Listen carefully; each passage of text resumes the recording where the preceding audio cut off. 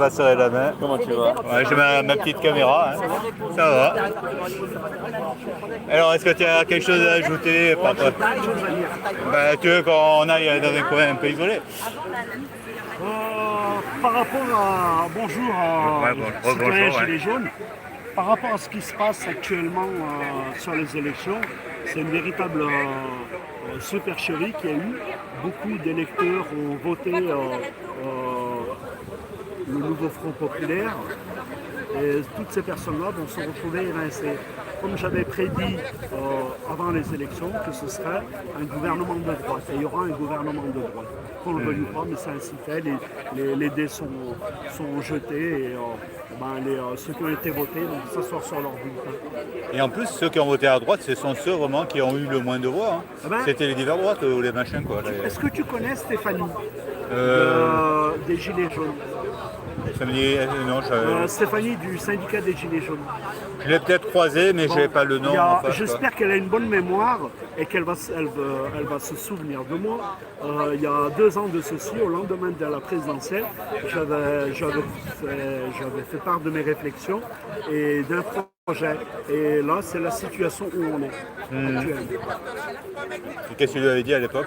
J'ai dit que voilà dans quelle situation qu'on va se retrouver. Et il y avait même le député des Pyrénées de la salle. Et il m'avait vu avec mon parapluie et mes cartes d'électeurs devant l'Assemblée nationale. Il était un peu surpris de me voir. Et on est resté une demi-heure à discuter. Et je fais part de mes idées, de mes réflexions. Et il m'avait promis qu'au lendemain des élections, qu'il serait là pour me donner la main aux côtés de Mélenchon et dénoncer cette supercherie. À vrai dire, c'est l'arroseur arrosé. Lui, la salle, il n'a pas été honnête, il n'a pas repris contact avec moi, au contraire, il a voulu, il a eu son poste de député, alors il s'en est satisfait, il a accepté, et il n'a pas vu ce qui se trimait entre les lignes, bien que je lui ai expliqué et qu'il a très bien compris, mais il a préféré accepter le mandat et fermer sa gueule et jouer le jeu de la politique de l'Assemblée.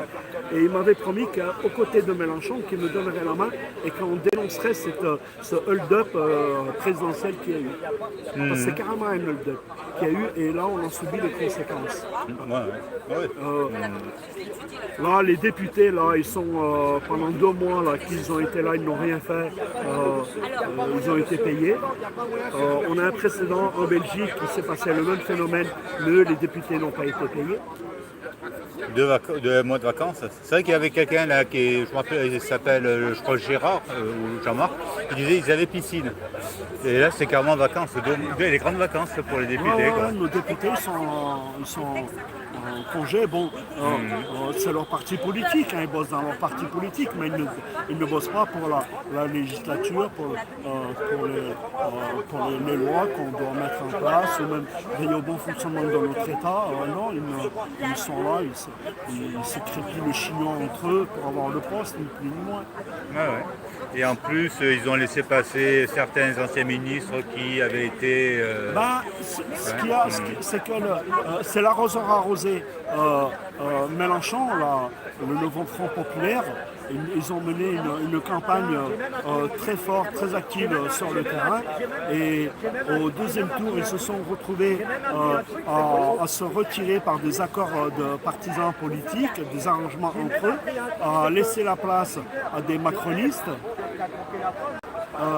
Des LR, mais une bonne partie des députés macronistes ont été élus avec l'accord des gens de la France insoumise ou de gauche qui se sont retirés. Ils ont laissé la place pour faire barrage au RN. Mais bon, moi, Mélenchon, depuis longtemps, je pense que c'est un gars qui a sacrifié sa carrière politique pour faire barrage au RN. Et chose qu'il a réussi, parce que si la France insoumise n'existerait pas, beaucoup d'électeurs de la France insoumise, normalement le parti historique des travailleurs, des ouvriers prolétaires, c'est le Parti communiste, mais le Parti communiste il a carrément fondu, et qui a remplacé tout ça? C'est le RN. C'est vrai que c'était le Mitterrand qui avait cassé le Parti communiste à l'époque aussi. Si vous vous souvenez, le Parti communiste dans les années 80 faisait dans les 20-25%, voire plus pour certaines périodes à cette époque, et tous ces électeurs-là Ils ont basculé où? Mais il aura Au Ouais, RN. bien sûr. Au RN. Bon, le RN, je vous dis, il n'aura aucune chance de prendre le pouvoir en France pour la simple et unique raison, c'est qu'ils n'ont pas d'appareil politique fort, ils n'ont pas de culture politique, ils n'ont pas de technocrates, ils n'ont aucune expérience. Et est-ce qu'ils ont la volonté de remporter, d'avoir le Tu ne vas pouvoir? pas refiler les clés de la France à un gamin de 28 ans, c'est pas possible. Non, mais à l'époque de Marine Le Pen en Non, face de non, Macron, non, franchement, son débat, pour Non, moi, non, ils n'ont aucune chance de prendre le pouvoir parce que, pour la simple et unique raison, c'est que, comme je dis encore une fois, ils n'ont pas le fonctionnement des cadres de l'État. Pour prendre une présidence, il faut au minimum 1000 cadres de l'État à tes côtés, chose qu'ils n'ont pas. Il te faut des préfets, des contrôleurs généraux, des chefs de division, voilà, c'est des postes que nous, le grand public, on connaît très peu, mais c'est l'État profond.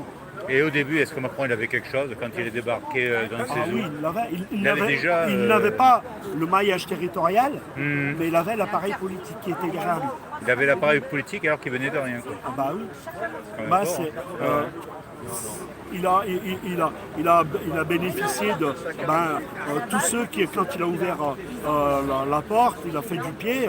On a plein de gens de gauche, de droite, écolos qui ont adhéré chez Macron. Ouais, c'est vrai qu'il avait débauché pas mal d'anciens On ne socialistes, débauche pas d'anciens- comme cela. C'est beaucoup de cadres, d'anciens ministres, de responsables d'associations, de la société civile. Ils ne viennent pas comme cela quitter leur emploi ou leur parti pour aller. Ils sont pas fous, les gars. Ils ont une expérience. Ils ont un vécu. Il avait ouvert la table et il y en a beaucoup qui sont allés manger à cette table. Ah bah oui. Mais non, Macron, il est très fort. Hein. Ce qu'il a fait là, la démission, la dissolution, c'est un coup de maître qu'il a fait. À travers cette dissolution, il se venge sur les coups qu'on a pu lui mettre, nous, les Gilets jaunes, et les différents partis politiques qui étaient là pendant la période des Gilets jaunes.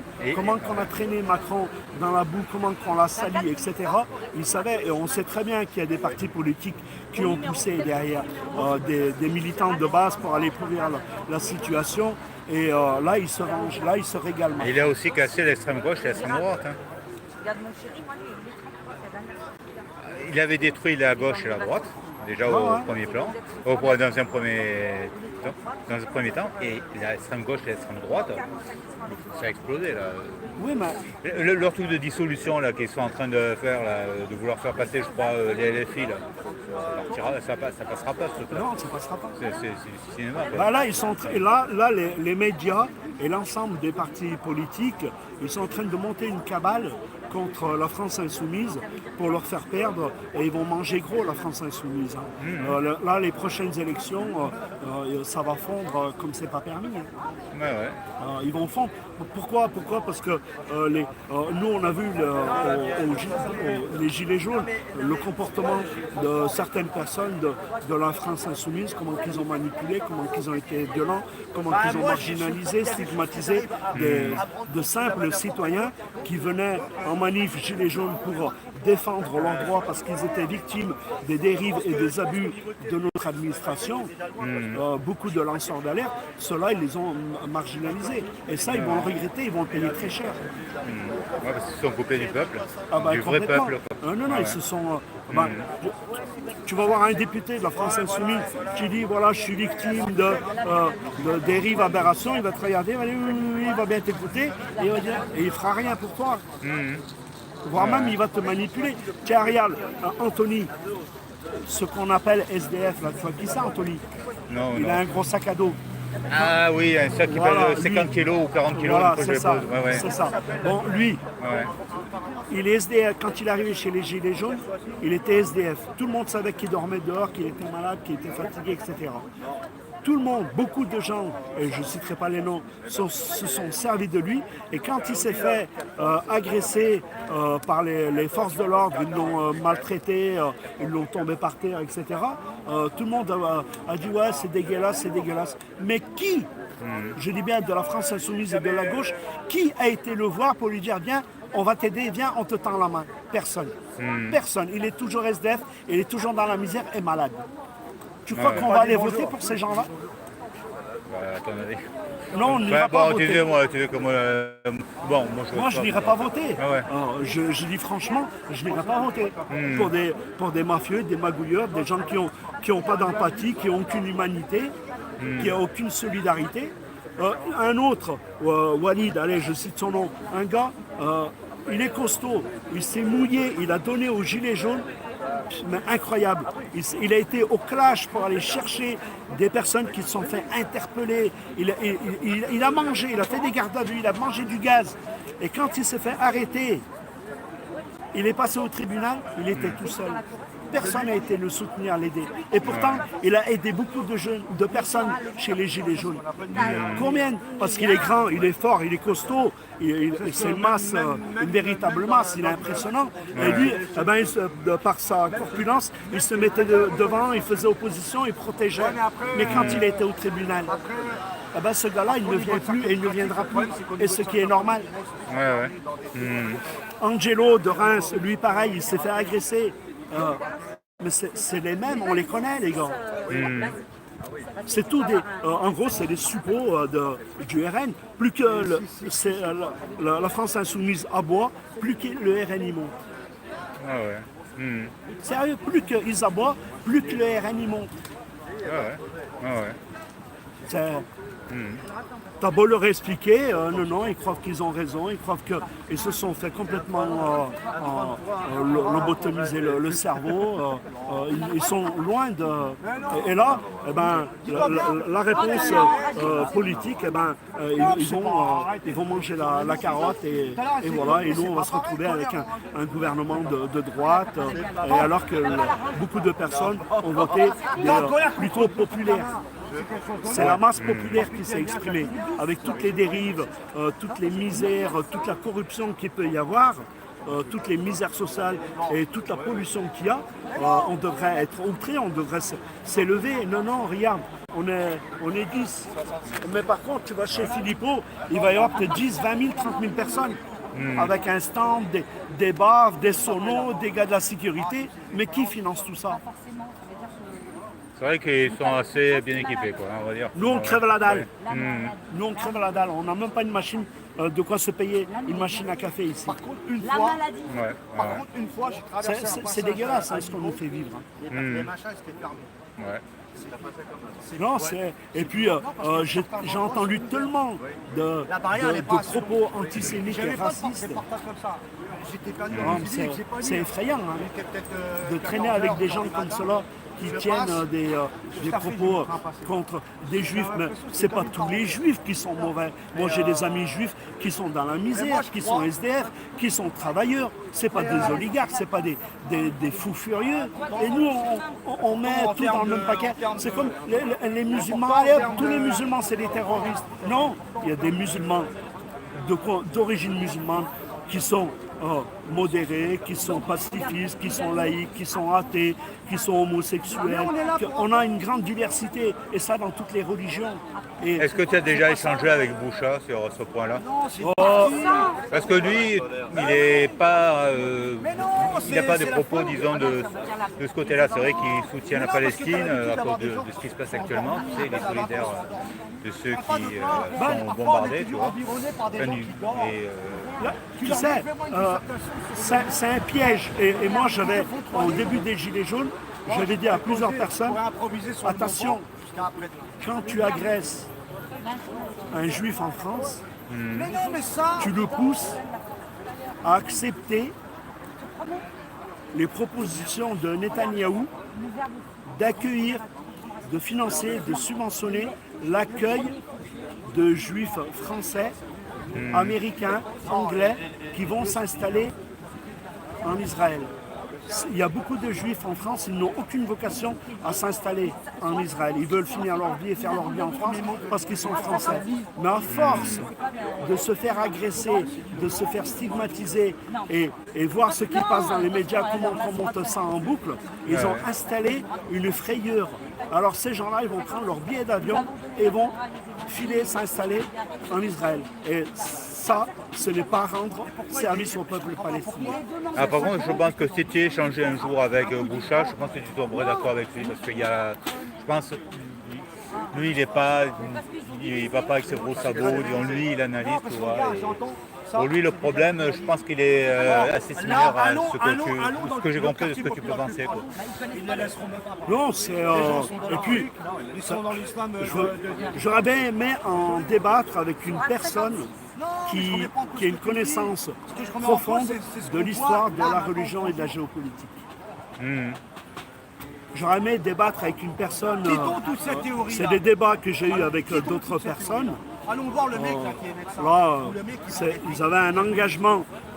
Ces personnes-là se sont retrouvées ridicules face à mes commentaires parce que je disais des vérités et j'en posais des faits historiques sur la table, que ce soit religieux ou historiques, hein, ou même géopolitiques. Non, il y a beaucoup de choses. Il y a un manque de lumière de la part des gens. C'est simple, quand tu discutes avec les gens d'Israël ou de la Palestine, soit tu es d'un bord, soit tu es de l'autre. Il n'y a que des gens de haine qui sont là pour semer la zizanie. Mais je pense que chez les Israéliens, il y a plusieurs tendances, il n'y en a pas qu'une seule. Quoi. Merci. Et c'est comme en France aussi. Voilà. Bon, après, c'est vrai que pro et anti-macroniste, tout le monde est contre lui, mais tout le monde l'a. En Israël, il faut savoir qu'il y a beaucoup des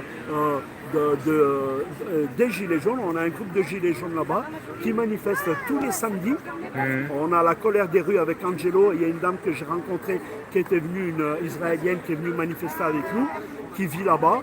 Et elle m'a raconté des choses. Mais, on est à milieu de la politique de Netanyahou. Elle est pacifiste, humaniste, tolérante, ouverte d'esprit, elle est loin de la religion, etc. Mais je partirai en vacances toutes les années avec cette dame.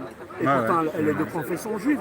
Je me suis très bien entendu avec elle. Elle vit en Israël et moi je vis en France. Elle m'a raconté des choses qui est franchement dégueulasse pour la population palestinienne. Il y en a beaucoup il y a des abus, des dérives, et ça comme de partout pareil. Et là, ce qui s'est passé, c'est que ce qui est le plus grave à mon sens, c'est toutes les idées, toutes les valeurs sur quoi on s'est battu, nos parents, nos grands-parents se sont battus au lendemain de la Deuxième Guerre mondiale, c'est-à-dire l'ONU, la Croix-Rouge qui est née bien avant, mais les droits de l'homme, l'Amnesty International, tout ça et tout, ça a tout été balayé d'un revers de main. Et ça, depuis les années 2000, quand on a commencé, ou même un peu avant avec l'Irak, quand on a envahi l'Irak, on a bombardé la Libye, la Syrie, sans l'aval de l'ONU, et il y a eu plein de dérives aux quatre coins de la planète. Alors du coup, maintenant, allez dire à Poutine, oui, mais tu as annexé l'Ukraine. Oui, mais on va dire, ouais, mais toi, regarde ce que tu as fait. On va te reprocher. On va te dire, mais regarde comment tu t'es comporté. Pour donner l'exemple, pour se permettre d'apporter une réflexion à une personne qui se comporte mal, il faut être irréprochable. Et là, à l'heure actuelle, on n'est pas irréprochable.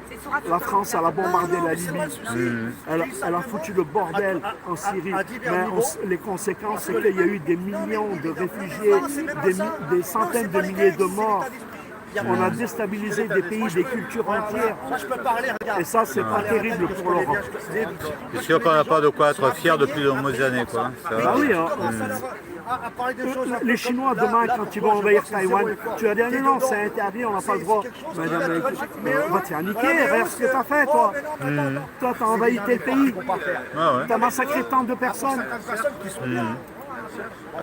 C'est dramatique. Hein. On construit des murs de partout.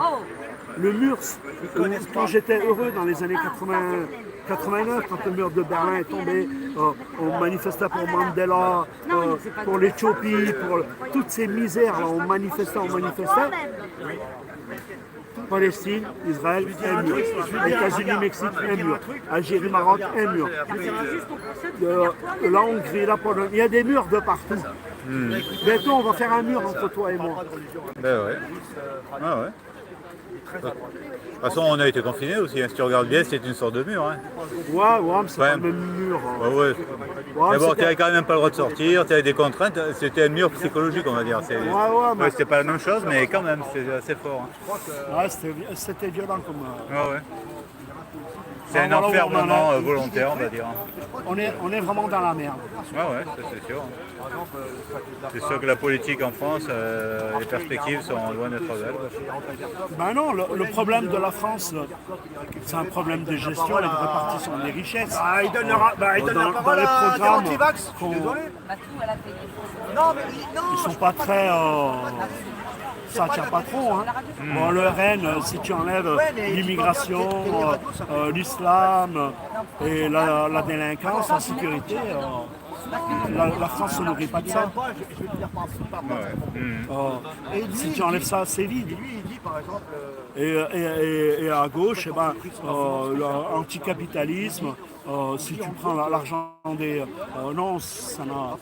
C'est vrai que déjà, il n'y a plus la souveraineté dans les grands partis qui ont récupéré. Ah oui. Donc déjà, si tu n'es pas souverain, si tu es soumis à quelque chose d'autre, des entités dont on connaît le nom mais qu'on n'a pas le droit de citer ici, c'est terminé. Quoi.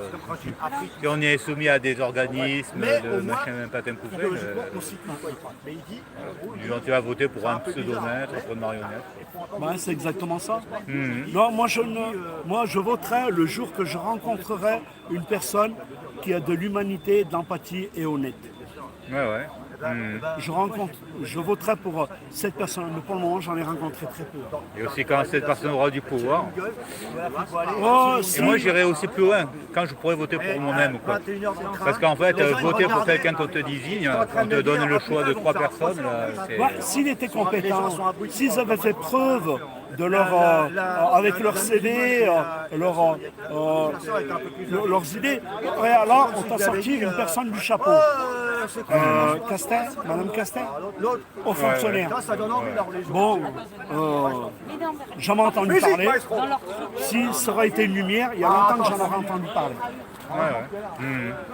Si ça aurait été une lumière, j'en aurais pas entendu parler maintenant, j'en aurais entendu parler il y a une vingtaine d'années de cette personne. Vous savez, les personnes qui en ont un peu dans la tronche en France, on les connaît. Ouais, c'est sûr qu'il n'y en a pas des tonnes. Il n'y en a pas des tonnes. Des personnes qui apportent des richesses, des valeurs ajoutées, qui apportent des idées, des réflexions, il n'y en a pas 36 en France. On les connaît vite. Il y a une partie là qui a quitté la France, qui sont partis à l'étranger. Et il en reste quelques-uns, mais pour le moment, eux, ils restent dans leur coin, ils ne veulent pas trop parler, pas trop se prononcer, ils rasent les murs.